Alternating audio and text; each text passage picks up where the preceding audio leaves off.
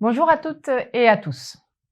Cette année, nous fêtons les 50 ans de la création du premier S3PI, le S3PI de PACA, qui a été une innovation qui a été suivie de beaucoup d'effets, puisque ça n'est plus le seul aujourd'hui, mais extrêmement importante et qui, à nous sert de référence dans le domaine de l'information et de la participation du public.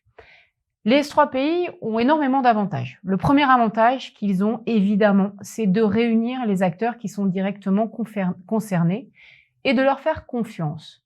Je trouve que la première vertu d'un S3PI, c'est quand même d'être un créateur de confiance entre celles et ceux qui sont concernés par la question du risque industriel au sens le plus large possible. Le deuxième élément, c'est que cette confiance, elle passe par des éléments concrets et notamment le fait que l'information, l'état des lieux, repose sur la connaissance des acteurs, sur une connaissance de terrain qui est donc beaucoup plus précise que celle qu'on pourrait avoir dans une administration.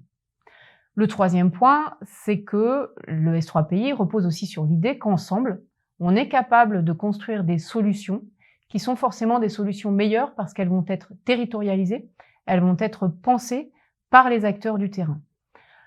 Le S3PI PACA a un petit plus. Il a quand même évolué dans le temps. Il est passé d'un modèle avec des acteurs tout à fait classiques, ensuite à un modèle dit grenellien, c'est-à-dire composé de plusieurs collèges normalement paritaires qui sont les collèges des acteurs concernés. Et c'est un modèle qui est très intéressant parce que quand on avait créé le Grenelle de l'environnement, à l'époque, j'étais donc conseillère du président de la République et ensuite ministre, notre idée à nous, elle était bien que l'État se place en position d'écoute, qui ne soit pas celui qui pilote, qui dirige les différentes instances de réflexion, mais qui soit bien en position d'écoute, justement dans cette attitude qui vise à dire aux autres, on vous fait confiance, on sait que vous avez une information dont nous ne disposons pas, on sait que vous avez potentiellement de meilleures idées que nous, et on va voir comment on pourrait les mettre en œuvre à l'échelle de l'État. Et donc le S3PI PACA a très vite adopté ce modèle. Et petite marche supplémentaire, en 2019, on a eu la chance à la Commission nationale du débat public de l'accompagner dans une démarche qui visait à aller au-delà des acteurs et à intégrer dans ces acteurs les publics. Je dis bien les publics parce qu'il s'agit d'intégrer les personnes qui sont géographiquement concernées ou qui sont intéressées par le sujet. Et ça a été une démarche tout à fait remarquable.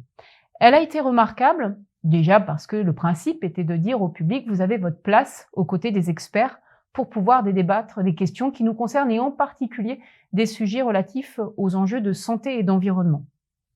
Le deuxième élément, c'est que cette démarche a été sur le plan de la méthodologie extrêmement qualitative. On s'est vraiment donné les moyens d'aller chercher des publics que d'habitude on n'entend pas. Il y a eu 14 micro-trottoirs par exemple qui ont permis de toucher des personnes qui de toute façon ne viendraient pas sinon dans des réunions publiques. Et le troisième élément, c'est que ce public a eu le sentiment, et c'était plus qu'un sentiment, à participer à une démarche dont le but était bien d'être directement lié à la décision, puisque la démarche visait à construire des propositions ensemble. Et ça, c'est important, parce que quand on fait de la participation, c'est pas une simple consultation. Il ne s'agit pas de faire de la participation pour pouvoir dire ensuite « on a participé ». Non.